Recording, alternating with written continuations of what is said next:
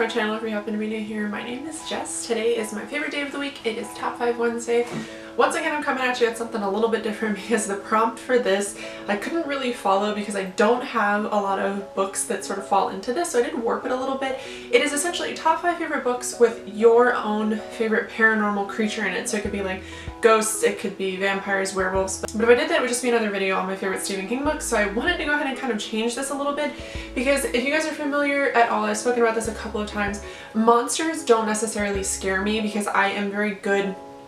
Because I grew up in a family where we watched horror movies, and the one thing my dad always told me was, they're fake. They're always fake. Like I used to watch like the behind the scenes, so those kind of things don't really scare me because I would watch people like put the movies together and put the vampire, the werewolf, whatever together as a character. So the things that actually scare me are things that are more believable, like serial killers, natural disasters, and then also what I'm going to be speaking about today. So today what I'm going to be doing is giving you my top 5 favorite machines or like artificial intelligence, things like that, because one of my biggest fears is not necessarily technology, but technology getting a little too advanced, going a little bit too overboard. So what I'm going to talk about today is my top 5 favorite books that have some sort of theme running through them about technology, about artificial intelligence, about the machines kind of taking over, about society. So it's going to be a little bit different. I'm really sorry, but I hope you guys enjoy this video nonetheless, and let's go ahead and just get started.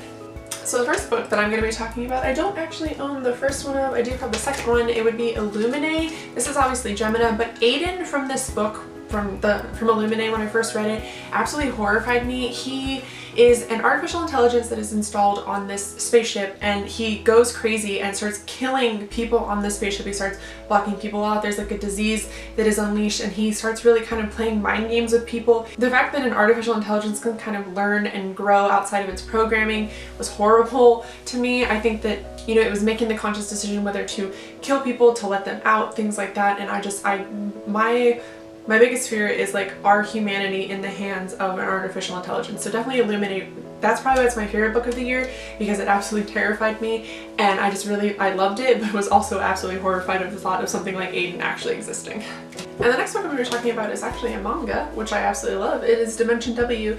This book follows a man called Mabuchi who meets an android, is what she is. Her name is Mira, and it follows their kind of like adventures. They are trying to track down these coils, which you can see on the front of her, illegal coils. Now, the reason why this book really scares me is because the world that they live in, they have a ton of these people. Now, you can kind of tell very plainly that they are like androids. They are, you know, not entirely human, but with Mira, you cannot tell. She cries, she pleads, she has emotions, she does obviously get sad, happy, things like that. And for me, that really scared me because for me, I sort of fear like not being able to tell like what's human and what's not. And then you kind of get into the debate of, well, at that point, what really separates us from them? So that definitely really scared me, but I still really enjoyed this book. I still obviously really love the manga, but the thought of Mira as an actual human being existing really terrifies me. And the next book that I'm going to talk about is Genesis by Bernard Beckett. This book I've spoken about before on my channel, but it follows our main character, Alexander, who is being interviewed just simply by people called the Academy, and what she is doing is she's actually talking about her long dead hero, and his name is Adam Ford, and his story. Now the way this book is set up is it's semi-dystopian. They live in this like completely guarded city, and they don't let anybody in, they don't do any trade or anything like that. And the reason why I really like this book is because through the whole interview process, it's also a very short book, through the whole interview process, it's about 4 hours, and she's giving the backstory of what happens. Now Adam, her hero, actually meets a cyborg monkey, essentially. And what really scares me is the exchanges between Adam and Art. Art is the name of the monkey cyborg, and it really asks the question, like I said before, what is the difference between a human and an android? If they can feel, if they can think, if they can form their own ideas, because that's what this book is about, then what is the difference? Now, I won't go too in depth because obviously it is a very short book, so it's very easy to give away a lot of information, but that absolutely scared me because this book really makes you think, like, what is humanity? Like, what makes us human if machines are able to also do that? Now, this one's a little bit different because it's not so much a machine as it is a code, but it is Prey by Michael Crichton. So this book centers around is a researcher has kind of created something like nanoparticles in like an experiment. And then what happens is those nanoparticles actually escape from the laboratory that they are being held in, and they become predators. They actually start hunting people and they start killing people. And the reason why this is so scary for me is it's not even a machine anymore, it's just a code. They are nanoparticles. I guess to an extent they are very tiny machines, but they kind of come together as a whole and they actually start hunting and killing people. I wasn't a huge fan of this book, and it might have been partially because of the premise of this was really intimidating to me. I think something like this could eventually happen, and I think that's why I'm absolutely horrified of it. But it was still a very interesting read. Definitely not my favorite Michael Crichton book, but still very interesting. And I think something like this is absolutely horrifying, that something, all these teeny tiny things, these little tiny nano machines are able to come together as one thing and learn. That's what happens in here. They start learning, they start adapting, they start growing and changing, and that's just absolutely fucking horrifying to me.